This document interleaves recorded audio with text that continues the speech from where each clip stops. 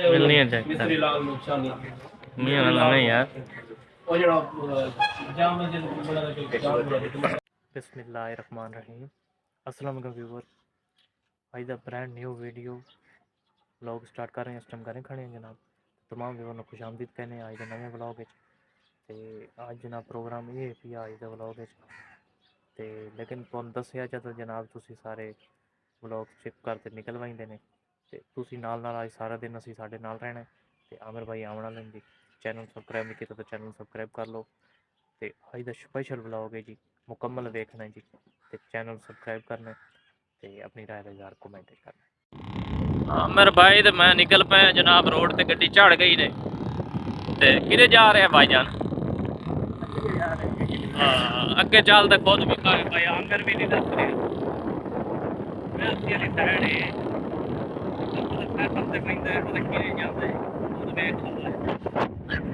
भाई पहुंचे खड़े दवा खाने ते कोई दवाई शवाई लै रहे ने फिर चलते हैं मेलसी शहर के अंदर। पाकिस्तान दी मां इत्थे आ गई, पंजाब दी मां है मेलसी शहर के अंदर भी। किवें आमिर भाई लम लेट की खड़ी है, ठीक की खड़ी है, मेलसी सफाई हुई पी वेखो ना, रोड खुले हुए पैने अलग किस्म का काम हो गया है सिस्टम इवें ना बेहतरीन हो गई है। पंजाब की मां आ गई ने मेलसी जी इवें ना मेलसी अस इंटर हो आए हैं जनाब ते सफाइयां हुई हुई बिल्कुल, शटर शटर उठ गए यार भला। मेरी दुकान ते आ गए हैं भाईजान अस आमिर भाई ते मैं दोनों जने। मोबाइल मार्केट है सारी सारी लियाकत मोबाइल है ना मिलनी है चेक मियां वाला नहीं यार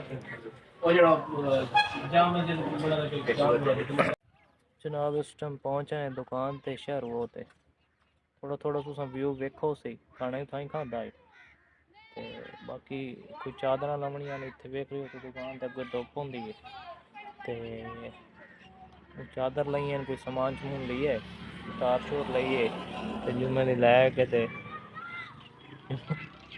जुम्मे खान जा रहे हैं भाई आजकल मिस्त्री साहब के नाल मजदूरी कर रहे हैं।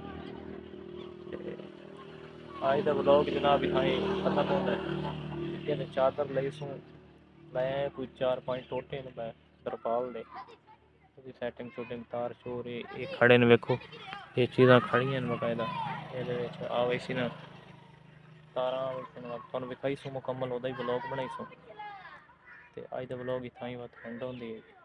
नैक्सट इंशाल्लाह नवा व्लॉग भी इंशाल्लाह जल्द आसे ज़्यादा प्यार दो मुकम्मल वीडियो वेख करो यार।